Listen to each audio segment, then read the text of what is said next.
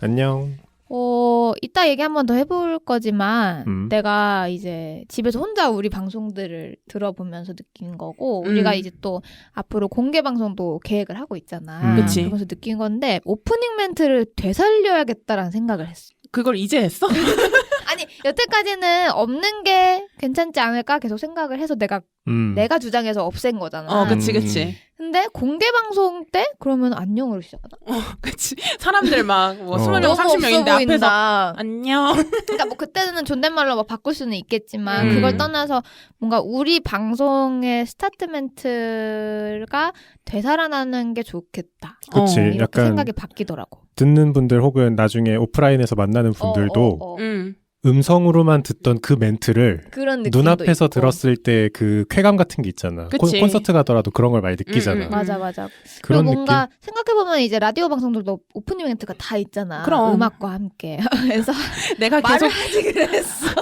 나 했어. 아예 나랑 앤서는 오프닝 멘트 없는 거 이상하다고 예전부터 얘기했지만 우리가 얼마나 착한지 전혀 내가 모를 정도. 한 2번인가 3번인가 얘기했는데 안 만나길래 그냥 이렇게 가나 보다 했지.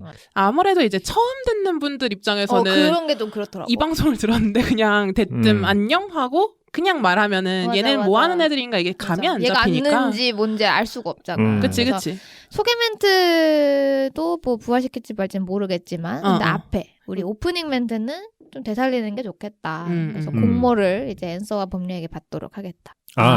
그 자기소개 멘트 말고 앞에 오프닝 멘트. 왜냐면 예전 멘트. 오프닝 멘트는 내가 그냥 그게 싫어서 빨리 뺀 했었던 거니까. 건데 또 새로운 오프닝 멘트도 있으면 좋겠다는 생각이 드네. 생각해보겠습니다. 나도 생각해볼게. 네.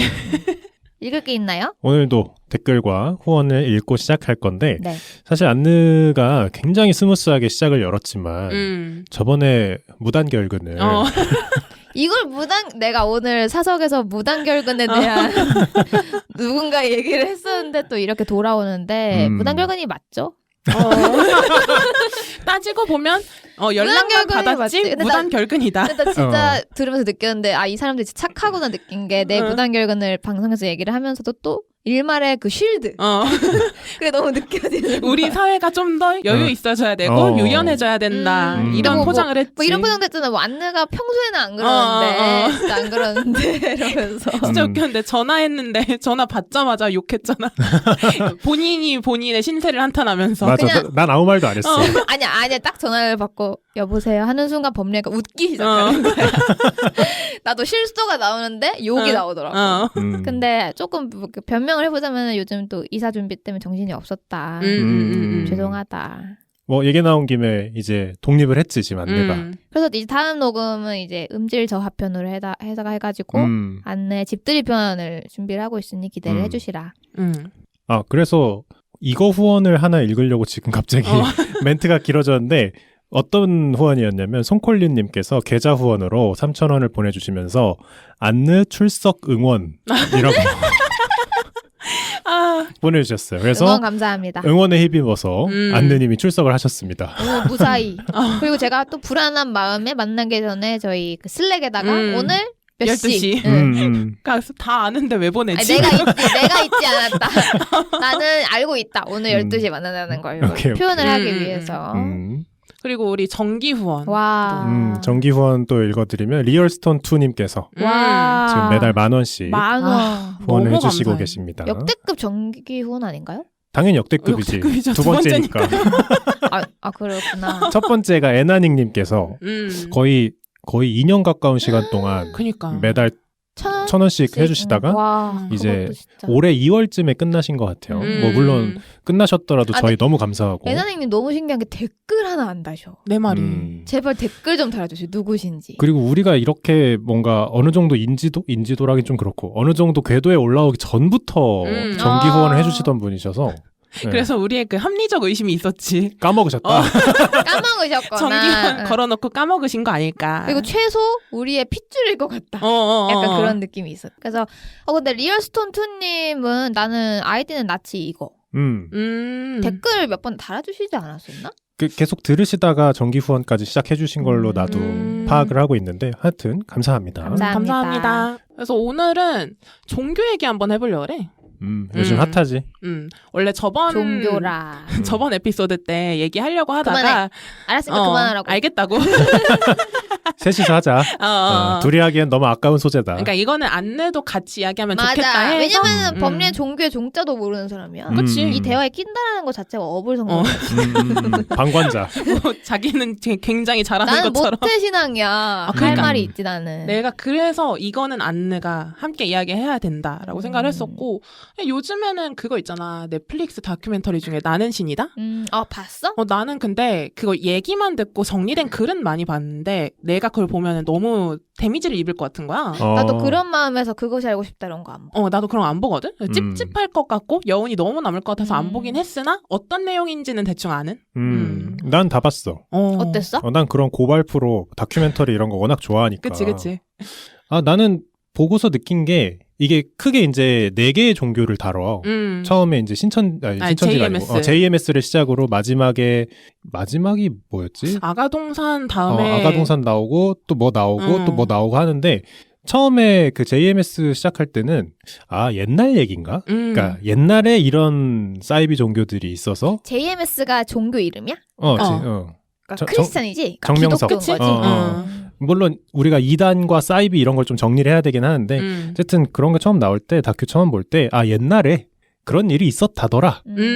놀랍지 않습니까? 약간 이런 얘기인 줄 알았는데 다 현재 진행형의 문제들인 거야. 다 ING더라고. 나 그거 보고 진짜 지금이 2023년이 맞나? 싶을 정도로 좀 쇼킹했지. 그건 안 나왔어? 그 하나님의 나라인가? 하나님의 교회라고들 하는데 거긴 안 나왔어. 거긴 안 나왔다. 근데 사실 거기에 나온 이제 흔히 이단이라고 하는 그 종교들이 그렇게 뭔가 대표성 있는 종교들은 아니지. 사실 신천지도 아니야. 신천지도 안 나왔고 아니야. 구원파도 안 나왔고 그거보다 더 유명한 종교들이 더 많은데 그런 건 안 나왔고 그래서 사람들이 이제 시즌 2가 필요한 거 아니냐. 아직 소재가 차고 넘치는데 그래서 어떤 사람들은 영세교가 나와야 된다. 영세교. 최순실. 최순실이 영세교야? 거기도 이제 이단이라고 불리지. 다 기독교 베이스인 거지 어쨌든. 다 기독교 이단 얘기야. 다 기독교 이단 얘기여서 이제 얘기해 보면 이제 많은 얘기 나올 것 같아. 굿. 그럼 종교 얘기를 할 거면은 방금 간단하게 이야기하기도 했지만 이 지금 스피커들이 어떤 종교에 대한 베이스가 있냐 이것도 궁금해하실 것 같은데 일단 안내는 모태신앙이라고 이야기했고. 네. 그러니까 모태신앙의 어떤 종교, 기독교? 나는 진짜 할 말이 많은데 난 기독교인데 내가 다녔던 교회가 그 36 알아? 36재단 할 때 그 36? 그 36이 36대학교도 있고 36두유, 36어학원, SDA 영어학원 그 재단의 그 교회야. 근데 이 36을 많은 기독교인 분들이 사이비 혹은 이단 이렇게 알고 계시는 그 종파라고 해야 되나? 그거거든. 왜냐면 우리는 토요일에 교회를 가. 그래서 보통 나도 근데 옛날에는 어렸을 때는 나도 뭐 교육을 받을 거 아니야. 왜 토요일에 가는지? 근데 여기 있는 종파는 원래 7번째 날 하나님이 쉬어서 그날이 이제 안식일이 지정이 돼서 사람들이 일요일에 지금 교회를 가는 건데 그치. 그 종파는 그 7번째 날이 토요일이라고 해석을 한 거야. 그래서 일월화수목금토 이렇게 본 거지. 그래서 거기는 이제 기본적으로 토요일에 교회를 가는데 뭐 이런 거에 다르잖아. 기존 우리나라 기독교들과 기존 기독교들과 다르기 때문에 그리고 기독교가 뭐 다들 조금만 서체도 알겠지만 굉장히 배타적이야. 나 빼고 다 사이비고 나 빼고 다 이단이다 이런 스탠스가 되게 좀 강하거든. 근데 우리는 또 튀니까 우리를 완전히 그렇게 볶는 거지. 근데 나도 그래서 좀 나이 먹고 내가 뭐 그렇다고 뭐 맹목적으로 믿는 스타일도 아니고 당연히 스터디를 했지. 내가 진짜 사이비였나? 이렇게 생각을 해서 스터디를 해봤는데 뭐 결론은 아니었고 그래서 내가 아마 진행 안 했던 것 같은데 예전부터 우리 지직선 할 때부터 내가 이단과 사이비 안 했지. 안 했어. 근데 준비는 했었거든. 뭐 근데 그러다가 흐지부지 안 했던 것 같긴 한데 어쨌든 나는 그 36교회를 계속 다녔고 우리 집에 그러니까 고모들, 우리 아빠까지 다 그 교회 다녔었어. 그래서 나는 조금 특이하게 기독교를 나온 거지. 그치. 근데 지금은 내가 볼 때는 교회를 다닌다는 아닌 것 같은데. 교회를 그치? 안 다닌 지는 한참 됐고 교회 자체에 이렇게 뭐 피지컬리 간 적은 한참 오래됐는데 마음속은 계속 기독교지. 신앙이 없는 건 아니구나. 신앙은 있고 그리고 뭐 계속 뭐 하나님과 예수님에 대한 믿음도 있고 뭐 기도도 하고 뭐 이런 느낌? 나는 그냥 그런 거 있잖아. 어렸을 때 교회 한번 가본 스타일. 친구 따라? 친구 따라서 그냥 뭐 신앙심이 있어서 갔다 이런 게 아니라 우리 어릴 때는 그냥 교회 가면 노는 거였잖아. 그치 친구들 만나서 놀고 놀이터 같은 데였지. 그렇게 해서 그냥 한 1, 2년 다녔나 그냥 수련회도 가보고 친구들이랑 놀고 그 정도였고 그때도 뭐 생각해보면은 부모님들 입장에서는 초등학교 뭐 저학년 고학년일 때 일요일에 교회 가는 게 그냥 일종의 위탁 보육 같은 거 아니었을까 싶기도 해. 그렇지. 믿을 만한 곳에 애들 모아놓고 논다 이런 스타일이니까. 그치. 우리 부모님이 불교신데도 그냥 부모님은 불교셔? 내가 교회 간다고 해서 그때 아무 말도 안 하셨거든? 근데 엔서는 왜 불교가 아니게 됐어? 그러니까 부모님이 불교인데? 근데 이게 불교 같은 경우에는 모태신앙이다 보다 이렇게 말하기도 좀 애매한 게 그러니까 불교를 믿으신다 이런 개념도 아니고 불교 베이스로 약간 뭐랄까 절에 다 가시고 절에 가끔 가는 게 뭐 석가탄신일 그럴 때 뭐 절 가는 그 정도지 뭐 누구를 믿는다 이런 개념이 아니기 때문에 근데 나는 크면서는 예전에 그 깨달음이라는 좋은 에피소드가 하나 있는데 알지. 거기서 내가 이야기를 했지만 불교 교리에 약간 감화가 돼서 이것도 이제 믿는다라기보다는 삶이 고통이다. 우린 다 벌을 받고 있는 거다. 그리고 덕을 쌓아야 이 고통을 끊어낼 수 있다. 이런 컨셉이 좋아서 불교가 그래도 교리적으로 내가 따라갈 수 있는 부분이 있구나. 이 정도였지 종교를 가지고 있다라고 말을 할 수는 없을 것 같아 나는. 나는 지지익선을 4년 넘게 하면서 항상 얘기하지만 무교이자 무신론자이고 사실 이제 지지익선을 하면서 이제 좀 이렇게 종교인들을 많이 만났지. 예전에 우리 그 별책부록이랑 그 콜라보레이션을 했을 때도 그때 종교에 대한 이야기를 했었고 그래서 종교에 대해서 이제 많이 관심이 생기긴 했지만 여전히 종교에 대해서는 믿고 있지 않고 난 일종의 문화 현상이나 통치 수단 정도로 생각을 하고 있기 때문에 그리고 법례는 기본적으로 관심이 없어 보여. 맞아. 이게 나도 모태신앙이야. 부모님이 기독교? 아무것도 안 믿는 무교를 모태신앙으로 난 가지고 있어.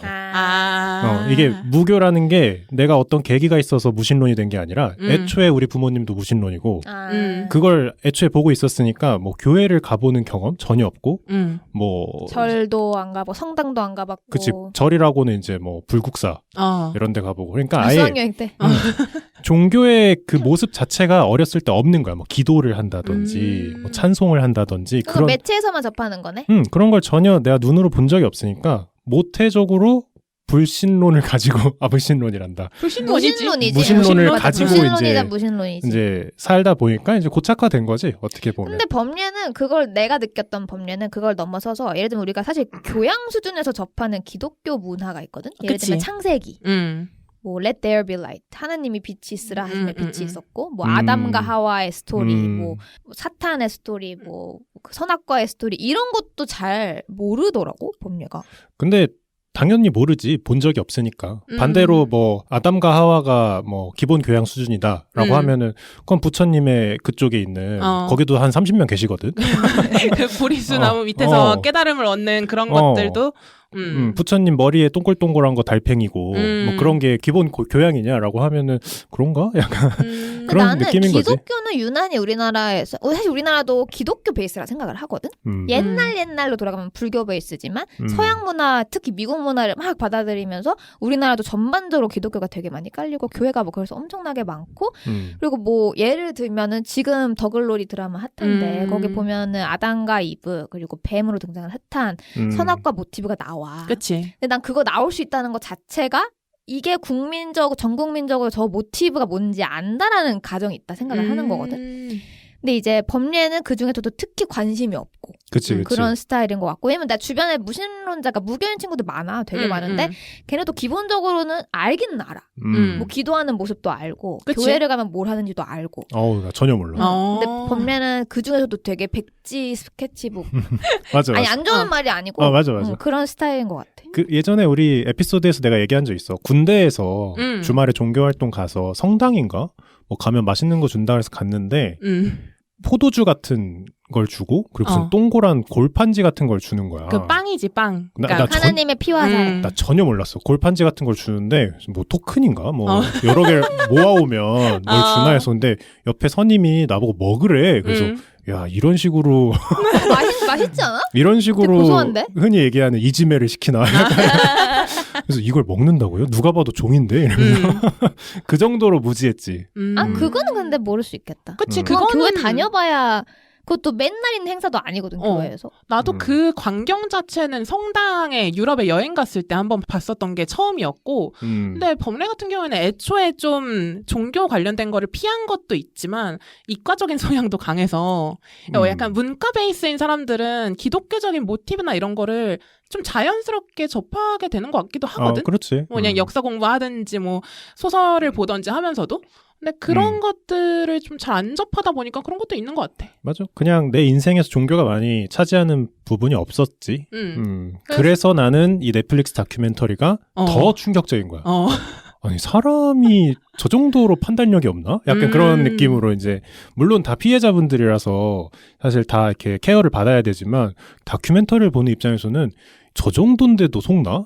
속나? 속는 건 좀 아닌가? 그러니까 감화가 되나? 왜 저렇게까지? 라는 생각이 들 수밖에 없는 거지. 그래서 범례는 그냥 아예 종교적인 것 자체를 즐기지도 않는 무신론자고 무교다라고 생각하면 될 것 같고 난 그냥 종교적인 게 좋아. 딱 뭔가 앤서는 많이 보이는 스타일인 거야. 나는 그러니까 무교 베이스인데 약간 교회도 맛봤고 불교도 맛봤고 이런 느낌? 그냥 그런 거 있잖아. 절 가는 것도 좋아하고 성당 가는 것도 좋아하고 뭐 관련된 모티브 같은 거 해석하는 것도 좋아하고 이 정도인 좀 흥미가 있는 약간 책을 무교? 읽는 느낌인 거지. 그런 느낌이야. 나는 근데 진짜 신앙이 있는 스타일이고. 근데 나는 이 모태신앙이라는 게 진짜 궁금했던 게 이게 어렸을 때부터 세계관이 정립이 되어 있는 거잖아.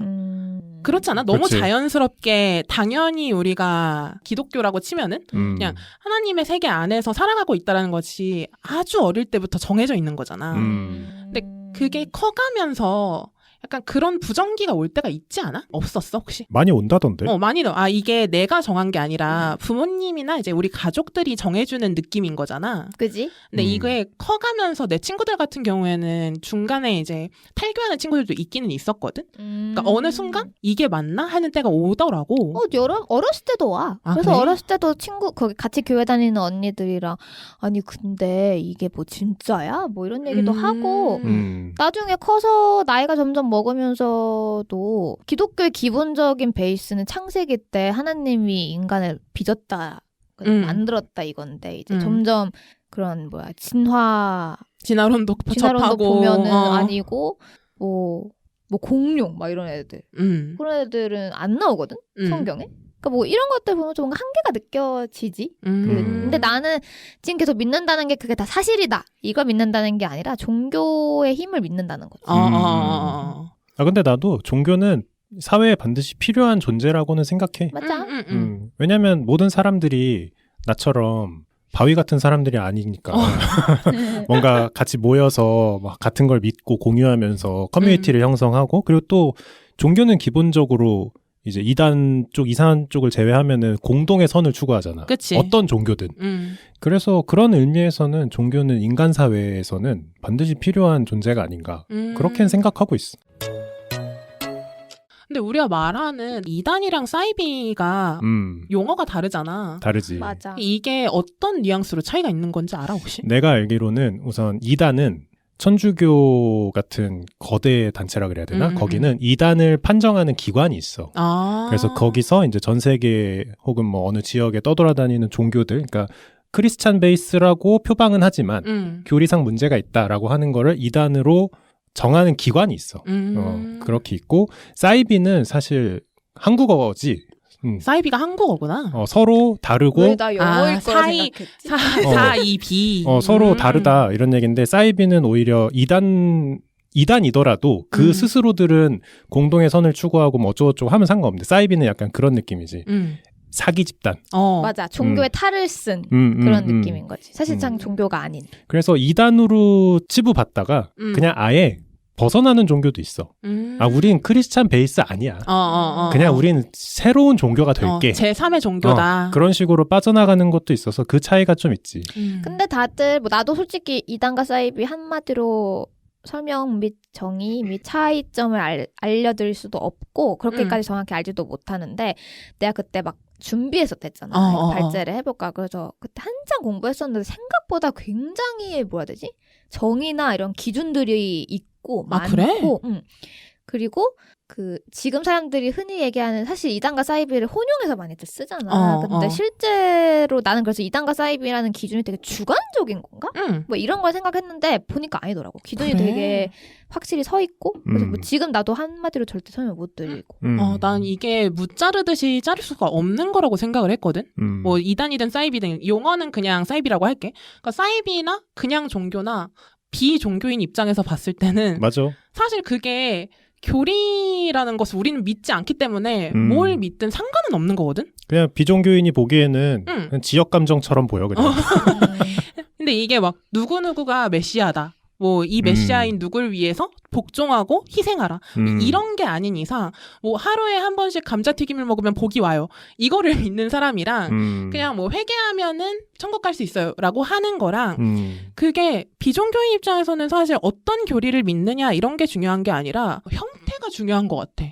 이 종교가 사람한테 수단이 되느냐 아니면은 종교가 사람을 수단으로 삼느냐. 그러니까 사람이 여기서 위안을 찾고 종교에서 의미를 찾고 더 잘 살 수 있는 의지를 받을 수 있으면 그 종교가 무엇이든 간에 이것을 뭐 이단이다 사이비다 판단할 수가 어려운 것 같고 판단하기가 그렇지 않고 그냥 종교에서 사람을 착취를 하고 그 형태가 정말 희생적이고 강요적이다 그러면 그것이 무엇이든 사이비 아닌가?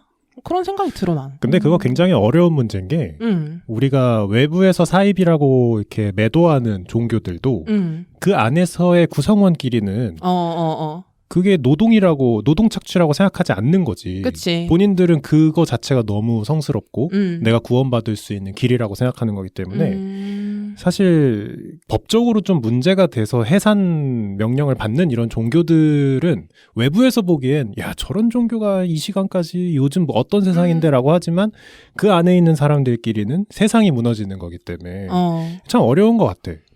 근데 뭔가 뭐 알아보면 알겠지만 이단이던 뭐 사이비던 사실 아까 법례가 정의를 되게 간단하게 잘 내려준 것 같긴 한데 특히 사이비 같은 경우에는 딱 그건 것 같아. 다른 게 아니라 틀린 그런 기준이 확실히 있는 그런 거인 것 같아서 뭔가 다르다고 다 용인해주고 입장마다 다른 거지. 너도 정당해 뭐 이런 수준이 아닌 것 같다라는 생각. 그치. 그리고 나는 지금까지 나왔던 이제 사이비라고 얘기하는 종교들 우리가 몇 개 언급을 했잖아. 난 그 중에 몇 개를 다니는 친구들도 친한 애들이 있어. 아 진짜?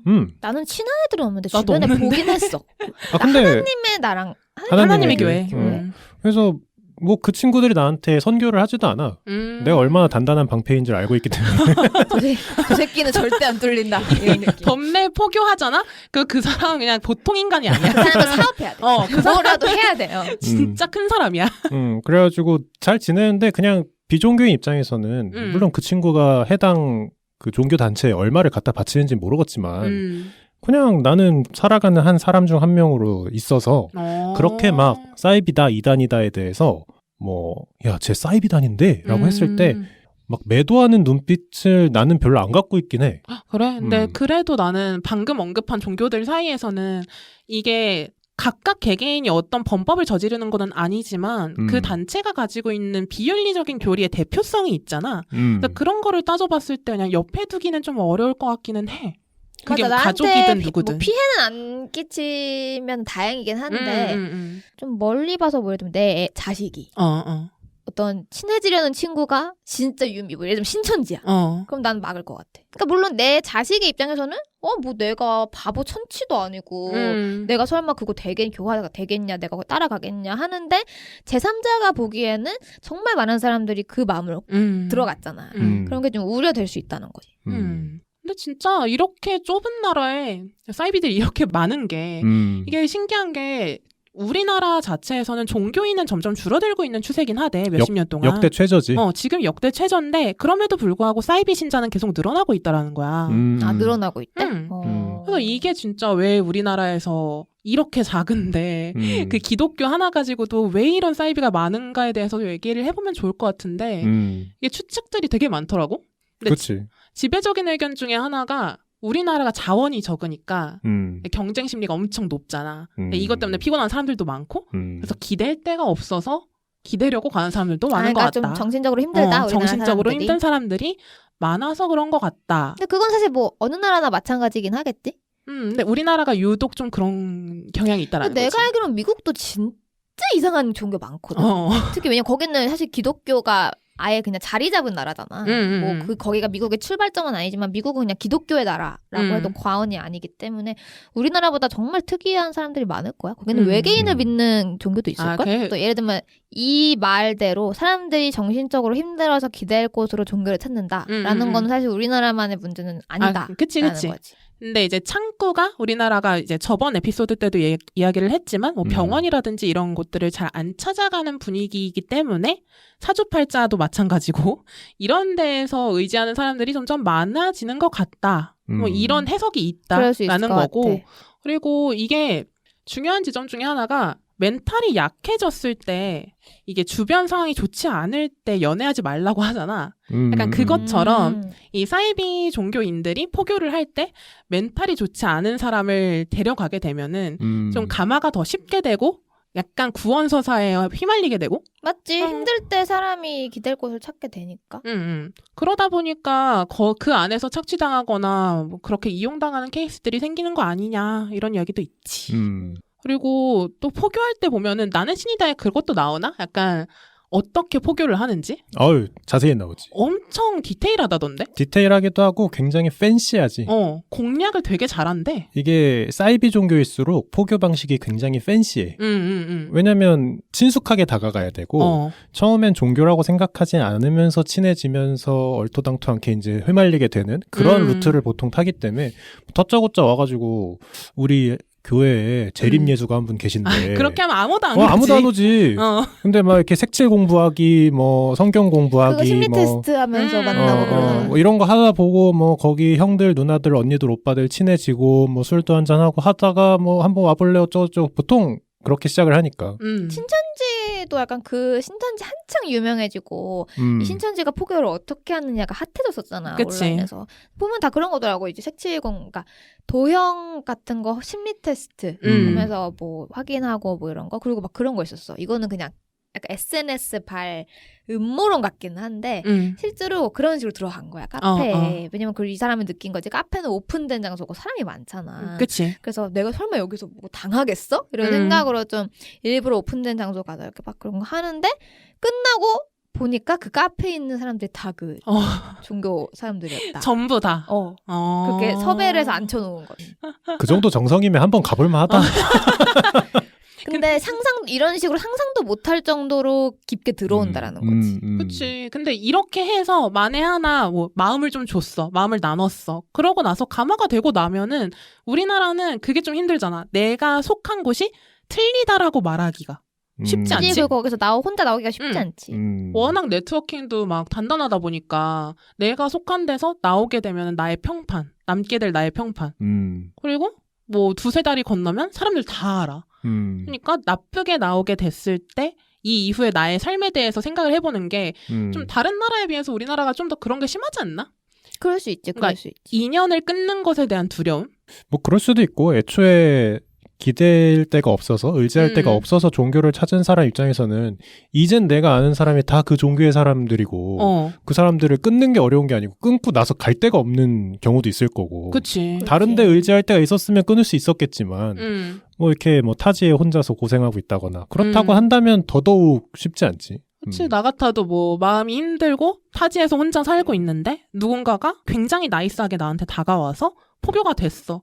그러고 나서 교회를 다니다 보면은 그렇게 쉽게 끊지는 못할 것 같아. 맞아. 뭔가 이상하다라는 거를 점점 알게 되더라도 쉽게 빠져나오는 거는 말이 쉬운 거지 막상 당사자들은 쉽지 않겠지. 그리고 막 이런 느낌이 스멀스멀 올라와서 진짜 친한 애한테 막 야. 좀 이상한 것 같다 했는데 알고 보니까 그 사람도 한패고 뭐 이러면은 좀 그러지 않을까?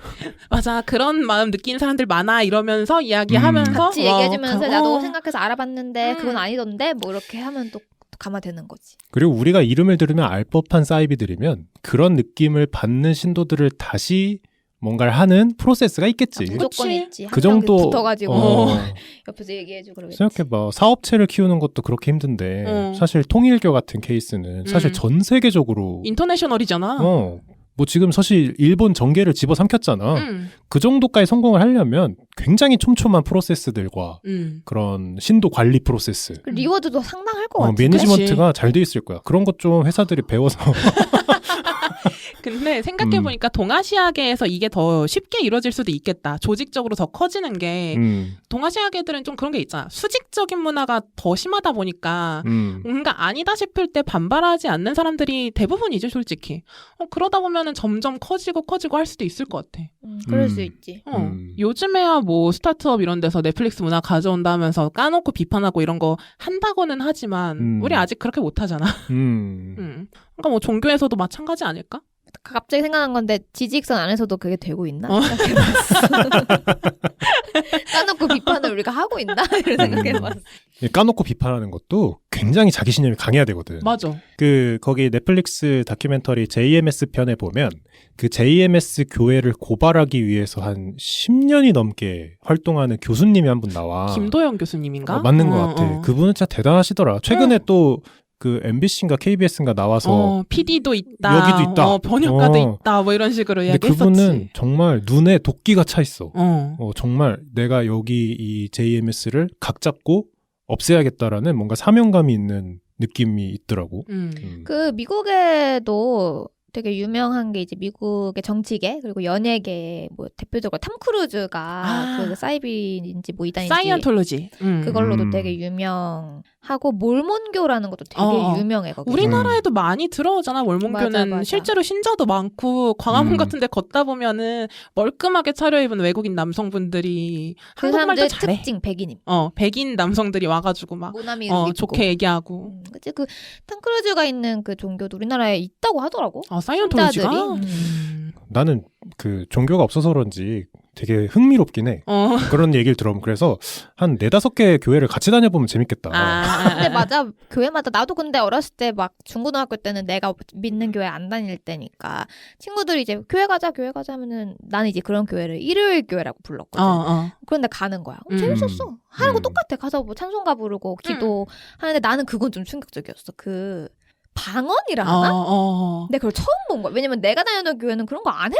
그래. 몰라. 내가 못 본 건지 기억을 못 한 건지 모르겠는데 난 처음 보는 장면이었고 밤에 내 또래 언니들까지 하는 거야. 나 너무 무서웠어. 이거 되게 무서워하는 분들 진짜 많더라. 너무 무서웠어. 나도 실제로 본 적은 없고 그냥 유튜브 영상 같은 걸로만 보긴 했는데 그냥 떨어져서 보면은 약간 울분에 차서 뭔가 막 뭐라 해. 이게 한국말도 아닌 우리나라 말이 아니야. 그들은 무슨 언어라고는 하던데. 근데 나랑 막 히히덕 깔깔대서 놀던 내 또래 언니들이 하니까 너무 충격적인 거야 나는. 근데 결국 방언이 어쨌든 하늘나라의 언어를 하는 거잖아. 그치. 그럼 방언 하는 사람들끼리는 대화가 돼? 아니 근데 아니야. 그 방언이라는 게 언어가 아니고 그냥 어떤 한국말이 아닌 뭔가 그런 감정 표현을 소리로 하는 건데 그게 그냥 그렇게 얘기를 하는 거지. 그러니까 약간 접신했다라는 느낌 아니야? 그러니까 뭐 하나님과 만난 순간인 거 아니야? 그 방언이 터졌을 언어가 때는? 아닌 거야. 그 말이 뭐 어휘가 이게 있고 문법이 있고 이런 게 아닌 거야. 그러면 언이라는 단어를 빼야 되는 거 아닌가?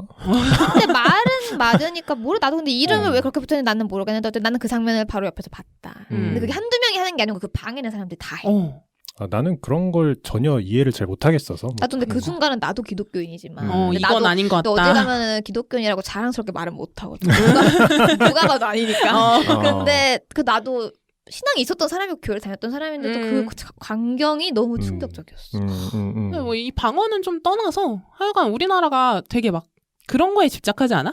과학적인 거. 이성적인 거, 막 기술의 발전 이런 거에 엄청 집착하는 것 치고는 종교 관련해서 이런 이슈가 되게 많은 것 같아. 또 그런 얘기도 있어. 사이비는 애초에 전통적인 종교들이라고 해야 되나? 그러니까 크리스찬이라고 한다면 거기와 달라야 되잖아. 그치. 그러면 뭔가 패셔너블하고 뭔가 매력적으로 소구할 맞아. 만한 거를 찾는구나. 팬시할 수밖에 없어. 왜냐면 전통교리는 뭔가 많은 걸 해줄 수 없어. 그치. 너가 힘든 걸 내가 도와줄 수 있다. 너가 아픈 걸 내가 치유해줄 수 있다. 목사가 그런 말 잘못했다가는 바로 그냥 끌려가는 거야. 그냥 뭐 정통교라고 하면은 약간 그런 느낌 아니야? 청교도적인 윤리 아래서 정진하고 그냥 내가 정직하게 살고 내가 근면 성실하게 살고 맞아. 이런 게 베이스인 거지 뭐 여기서 뭘 더 해주겠다 아니다 이런 게 아니잖아. 맞아. 뭐 목사님이 내 어깨 만져주면 라운드 숄더가 없어지고 그런 거 못한단 말이야. 못하지. 근데 사이비는 그런 걸 내세우고 눈앞에서 기적을 행하는 걸 막 보여주면서 맞아. 그런 걸 하잖아. 그래서 실제로 그 신천지 그 교주 이름 뭐지? 이만희? 이만희? 그 사람도 계속 까만 머리로 계속 염색한 상태로 있고 그 외모 관리 엄청 하고 하는 게 그 교주는 늙지 않는 거거든. 그 안에서. 그런 것들을 늙잖아. 비주얼적으로 보여줌으로써 실제로 신자들이 진짜로 이게 있구나. 나 실제로 어렸을 때 미용실에 아주머니가 이제 어떤 교회를 다니셨는데 그런 얘기 하시더라고. 눈이 안 보이는 사람이 있었는데 치료됐대. 그래서 우리 엄마가 그거 들으면서 그게 진짜 됐어요? 했더니 진짜 됐대. 자기 눈앞에서 봤대. 뭐 그런 식의 종교에 다니는 거야. 근데 그것도 만들어진 무대였을 수도 있는 거지. 아니면 진짜였을 수도 있지. 뭐 우연이었는데 그렇게 됐을 수도. 진짜 힘이었을 수도 있지. 얘가 벽이 왜 이래? 있네요. 우리 신도님 아직 마음에 벽이 있으세요. 아니 그래. 근데 뭐 이게 만에 하나 짜여진 무대라고 생각을 하면은 다 믿으면은 한 10명 포교하려고 그런 무대를 한번 만들었을 수도 있잖아. 근데 나는 그렇게 기적을 행하는 걸 눈앞에서 보여주는 게 물론 이제 사이비니까 문제가 되는 건데 뭐 사실 내 입장에서 굉장히 예민한 말인지 모르겠는데 뭐 홍해를 가르고 뭐 구름 위에서 10계명을 받아오시고 그 비종교인 입장에서는 사실 그것도 좀 기독교의 탄생 자체가 판타지지. 그치. 그래서 신이라는 존재가 진흙으로 사람을 빚어가지고 숨을 불어넣어서 사람이 되게 하고 이거 자체가 완전 판타지잖아. 그래서 그런 쪽으로 이제 팬시하게 다가가다 보니까 이제 아무래도 사이비에 빠지는 사람들이 많아지고 그리고 그렇게 되면 될수록 기존의 좀 기독교와 그리고 이 천주교 쪽은 오히려 더 보수적일 수밖에 없는 거야. 그치. 왜냐면 사이비 혹은 이단과 우리는 다르다는 거를 확인하려면 우리가 점점 보수적일 수밖에 없어. 맞아. 그리고 다 용인하면 안 되는 거야. 맞아. 자기들도 어떻게 보면 목사님들 중에서도 팬시하고 싶은 사람 있을 수 있어. 그치. 이렇게 설교를 하고 이렇게 전도를 하면 더 잘 될 것 같은데 자기 검열이 점점 심해지는 거야. 왜냐하면 우리는 이단을 구분해야 되고 사이비를 비판해야 되기 때문에 스스로가 점점 자기 검열이 강해지면서 점점 보수적이 될 수밖에 없는 것 같아. 지금 법례가 자기 검열이라고 하지만 사실상 그 기독교가 보수적이라는 건 자기 검열을 많이 하는 게 아니고 그 타 종교를 엄청나게 검열하는 거야. 내가 믿는 우리가 있는 이 울타리 밖은 다 믿으면 안 된다. 여기가 굉장히 강하게 강조하거든. 오리진은 여기 있기 때문에 우리가 진짜고 저기는 뭐 흉내를 낸다거나 가짜니까 가지 말아라. 근데 그게 실제로 뭐 우리 스스로를 증명하려는 마음일 수도 있지만 자기들 밥그릇 싸움인 거 그것도 굉장히 크지. 그치.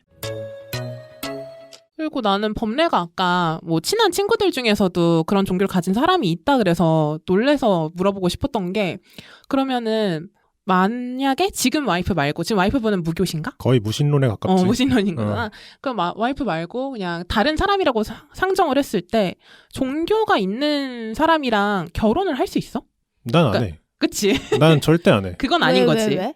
나는 종교를 믿는 것 자체에 대해서 의문을 가지는 사람이기 때문에. 그러니까 상관없다가 아니네? 상관없다가 아니지. 나도 나는 그래? 종교, 그러니까 실제로 기독교라고 할게. 뭐 기독교를 믿는 사람이다라고 하면은 나는 딱히 친구도 그렇게 많지 않기도 하거든? 근데 친구는 그렇다 치고 그냥 평생을 반려할 사람이면은 아예 이게 선상에 안 둘 것 같아. 종교의 자유를 떠나서 우리가 배우자를 고를 때 성격을 따지고 뭐 소비 습관을 따지고 경제관념을 따지듯이 그냥 종교관을 따지는 거야.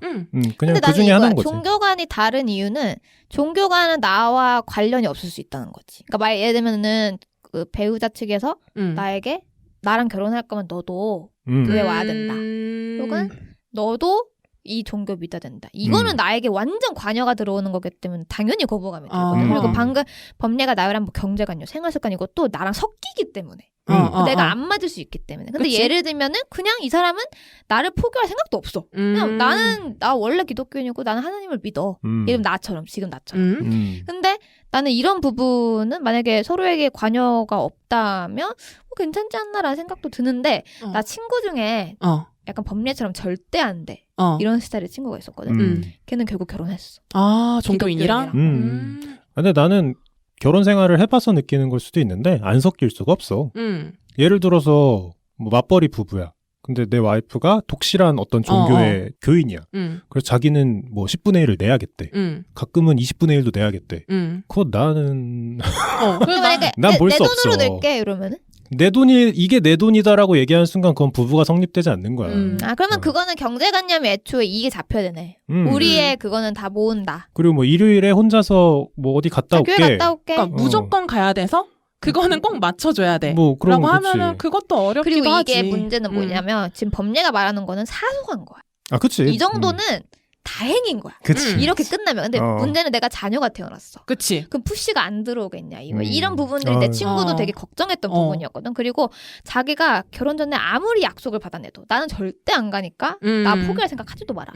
아무리 약속을 받아내도 결혼을 하잖아. 그럼 거기 시어머니. 맞아. 시아버지가 날 포기한다니까. 맞아. 그걸 걱정했던 친구인데 결국 가더라고. 근데 이게 단순히 무슨 뭐 경제적인 것 이런 걸 떠나서 세계관이 다른 거라고 생각을 하거든. 나는. 맞아. 근데 이게 내 입장에서는 어떤 성취를 했을 때 또는 어떤 시련을 맞닥뜨렸을 때 종교인인 내 반려자가 이게 다 하나님의 뜻이라고 이야기를 하면은 힘이 빠지거든. 나도 내 좀 입장에서는. 맞아. 그러니까 내가 성취를 해서 잘 되는 거는 나와 내 주변인들의 도움 그리고 노력 때문인데 이거를 만약에 하나님 덕분에 이렇게 된 거야. 역시 그렇다라고 이야기를 하면은 그것도 좀 안 좋을 것 같고 그냥 어떤 어려움이 닥쳤을 때도 그냥 무조건적으로 아 이게 다 뜻이 있어서 그런다. 이거는 다 지나가는 일이다라고 약간 내 느낌에는 좀 거칠해하는 거부감이 느낌? 드는 거지. 거부감이 드는 거지. 여기서 내가 근데 비종교인 입장에서 그 사람한테 왜 그렇게 생각해? 라고 물어보는 것 자체가 나는 그 사람을 평생 이해해줄 수가 없는 거야. 맞아. 그 사람한테도 상처인 그 질문을 거야. 받을 이 사람도 이거 어디서부터 설명해야 되나 이렇게 된다니까? 그 사람도 나한테 상처를 받을 거 아니야. 평생을. 나는 그 사람의 뜻을 이해를 하질 못하고 이해할 생각도 없고. 근데 이거는 내가 봤을 때는 법례도 그렇고 엔서도 그렇고 우선 기본적인 거부감이 있고 나는 그걸 받아들일 우선 생각이 없는 거야. 나는 이 사람이 내가 생각하는 게 다르기 때문에. 근데 예를 들면은 우리 부모님 같은 경우에는 아빠만 그 기독교였고 종교였고 엄마는 그냥 뭐 무교 뭐 딱히 뭐 없었는데 내가 그래서 물어본 적이 있었어. 엄마는 아빠가 교회 가자 했을 때 안 싫었어. 좀 따라갔을 때 아무 생각 없었대 자기는. 가자니까 갔대. 그럴 수도 있지. 가서 뭐 그냥 사람들 만나고 그리고 엄마는 지금까지 무교야. 그러니까 엄마가 교화된 게 아니야. 마음속 깊이 막 하나님을 믿고 이게 된 게 아니라 그냥 아빠가 다니는 교회 가서 같이 커뮤니티 생활하고 그리고 뭐 사실 나는 거기가 되게 교육기관으로서 나에게 되게 좋은 곳이었거든. 왜냐면 거기가 기본적으로 미국이 본사인가 그래. 그래서 영어를 되게 많이 쓰고 미국인들 외국인들 엄청 많아 거기에. 그 나는 교육기관으로서 되게 좋은 곳에 다녔기 때문에 엄마도 그런 거 만족하고 이렇게 다녔던 거야. 그러니까 약간 다르지. 똑같은 그치? 무교지만 엔서 법례의 스탠스와 우리 엄마 같은 스탠스는 다 다른 거야. 그치, 다르지. 그냥 나는 믿는 게 없어서 무교예요 인 거랑 나는 신이 없다고 믿어요. 이건 거야. 다른 거지. 불신하냐 아니면 상관이 없냐 이건 다른 거지. 그리고 잠깐 사이비 이단 얘기하다가 지금은 갑자기 플레인한 종교 얘기로 빠졌는데 어쨌든 사이비가 결국에는 굉장히 유행을 잘 타고 굉장히 이렇게 친숙하게 다가오는 식으로 포교를 많이 한다. 그리고 사실 대한민국에 왜 이렇게 사이비 종교가 많냐. 사실 이 다큐멘터리가 굉장히 화제가 되고 있는 것 플러스 거기에 있는 게 세 발의 피다. 뭐 이런 얘기가 나오는데 기독교, 그러니까 크리스천 베이스의 사이비 종교는 계보가 있어. 대한민국은. 이거 아는 사람들 꽤 있을 텐데 이거 보통은 시작은 그 일제강점 치하에 있을 때 시작을 하지. 사이비 종교 교주들 중에 독립군이었던 사람 되게 많아. 왜냐면 그 당시에는 공동의 적이 정해져 있잖아. 그치. 하나님의 힘으로 저 일본 애들을 물리쳐야 된다. 그런 교리로 삼는 사람들도 많았는데 이제 광복 후에 이제 약간씩 이상해지는 종교들이 많이 생기는 거여서 그래서 이제 흔히 많이 아시는 분들이 이제 김성도 목사 거기서 시작을 해서 이제 쭉 내려오지. 그래서 거기에 제자의 혹은 뭐 어느 사이비에 있던 그냥 종교인이었는데 다시 또 사이비의 교주가 되고 막 이런 식으로 계보가 쭉 있어서 사실 타고 올라가 보면 그 김성도 목사가 거의 시초고 그리고 교리가 비슷해. 그래서 나도 이제 공부를 많이 해봤는데 난 종교를 공부의 대상으로 여기거든. 이탈리아 갈 때도 천주교를 배우고 갔잖아. 이해하기 위해서. 그치 약간의 어떤 약간 뭐라 해야 되지? 교양이지, 교양 같은 느낌? 나에겐 일종의 삼국지 같은 거기 때문에. 그치. 근데 사이비 종교는 이 뿌리가 있기 때문에 교리가 비슷해. 교리가 비슷한데 그래서 사이비인지 아닌지를 판단하는 뭐 나름의 기준이 한 3가지 정도 있더라고. 첫 번째는 그 종교를 대표하는 사람이 재림예수라고 얘기하는 경우가 거의 대부분이야. 내가 서방에서 한번 오셨고 서기 오기 전에 그러니까 기원 전에 한번 오셨고 그리고 오셨대. 이번엔 동방에서 왔다.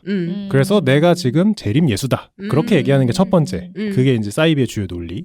그리고 두 번째가 그래서 우리는 새로운 하나님의 나라 혹은 하늘의 도시 혹은 새 예루살렘 이런 식으로 뭔가를 우리가 지어야 한다. 네오 어쩌구구나. 약간. 그래서 구원받아야 한다. 그래서 그런 도시를 지어야 되는데 그래서 돈이 필요하다. 보통 이런 교리. 그래서 이제 헌금을 좀 강요를 한다든지 그리고 이제 마지막으로 얘기하는 게 종말이 온다. 종말론을 펼치지. 그래서 이 종교에서 뭐 신천지였나? 거기가 뭐 14만 명 정도가 이제 구원을 받을 수 있는데 헌금순으로 뭐 한다든지 나와 그 다큐멘터리에 나오고 나오는데 그런 식으로 종말론을 강조하고 재림예수를 강조하고 새 예루살렘 같은 걸 지어야 된다면서 헌금을 강조한다. 그게 사실 그 김성도 목사라는 뿌리부터 내려져 오는 거의 비슷한 교리야. 거기에 이제 MSG가 이단과 사이비 내에서 조금씩 바뀌는 거야. 클리셰가 있구나. 그래서 이제 대부분의 종교는 이제 뭐 이만희도 그렇고 아니면 JMS 정명석도 그렇고 다 본인이 이제 재림 예수다라고 얘기를 하는 건데 이제 다른 곳 같은 경우에는 아버지 하나님, 어머니 하나님 해가지고 부부가 재림 예수 남녀로 이렇게 얘기하는 분들도 있고 그러니까 그 교리 자체가 계속 반복되는 거라고 하더라고. 그래서 혹시나 본인이 뭔가 몸담고 있는 곳에서 나도 저런 얘기를 좀 들었는데 저 김범래 저놈 새끼라고 생각하시지 말고 혹시라고 생각해 보시는 것도 괜찮을 것 같고 그리고 다큐멘터리를 쭉 보면 4개의 종교가 나오지만 진짜 똑같아. 하는 말이 다 똑같아. 그리고 풀어내는 방식도 비슷하고 근데 그렇게 해서 그 종교의 이제 꼭대기에 있는 사람이 재림 예수고 뭐 하나님의 뭐 영험함을 이어받은 자다. 뭐 그렇게 하면 이제 그 사람의 성기가 닿으면 치유가 된다. 혹은 뭐 성기 위에 손을 올려놓고 기도를 하면 성병이 걸리지 않는다. 아니면 아예 자면. 그렇지 자면. 그거는 완전 그게 달하는 성은인 거지. 근데 그게 또 교리가 있어. 사이비들의 교리는 뭐냐면 우선 대부분의 사이비는 성관계를 굉장히 금기시해. 그치. 굉장히 타락이라고 봐. 하지만 성관계를 할 수 있는 사람은 누구다? 깨끗한 피를 가지고 있는 사람. 그런 식으로 해서 저 위에 있는 교주님은 깨끗한 피를 받고 있기 때문에 보통 성관계라는 게 피가 섞이는 행위잖아. 그렇기 때문에 본인이 정화된다라는 교리인 거지. 교리? 논리? 뭐 어쨌든 그런 식으로 피기 때문에 이게 피해자들도 사실상 깨닫기 전까지는 본인이 성은을 입었다. 뭐 그런 식으로 생각을 한다고 하더라고. 맞아. 아이고. 근데 뭐 아마 우리도 다 기가 세가지고 뭐 그런 거에 감화되지도 않을 거고 우리 들으시는 분들 중에도 거의 없지 않을까 싶겠네. 거야. 그런가? 우리도 지금 이렇게 세지만 우리가 막 5, 60대 나이 먹고 막 뭐 기력은 쇠하고 뭐 가족들이랑 사이도 안 좋고 하던 일도 다 기울고 하면은 모르는 거지. 그때는 알면서 엎어지는 사람도 있을걸? 맞아. 그냥 알면서도 속으면서도 그 네트워킹이 좋아서 그렇게 되는 분들도 있고, 있겠지. 아니면 이 종교의 구원을 마음만이라도 받고 싶은 거지. 어쨌든 그렇게 정명석 교회를 포함해서 피를 정화해야 된다. 그런 걸 이제 피가름 교리라고 하는데 혹시나 또 그런 게 있는 곳에 계시다면 한 번쯤은 아마 안 계시겠지만 다시 생각해보는 것도 좋을 것 같습니다. 사실 오늘은 뭐 우리도 사실 큰 지식 없는 상태에서 모여가지고 그냥 원래 갖고 있던 생각 주변에서 본 거 이런 거 위주로 얘기를 하고 있는데 나중에 내가 한번 뭐 진짜 이단과 사이비의 그런 기준들 그 종류들, 사례들 이런 것들 모아서 한번 예전처럼 좀 지식 발제를 해보는 것도 좋을 것 같다. 좋다. 그거 하고 나면 우리 고소당하는 거 아니야? 누구로부터?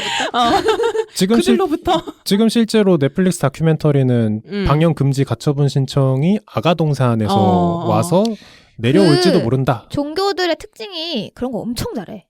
고소하고 고발하고 이런 거 엄청 잘해. 노하우가 있어가지고. 왜냐면 그 사람들은 그게 되게 크리티컬한 거거든. 그치?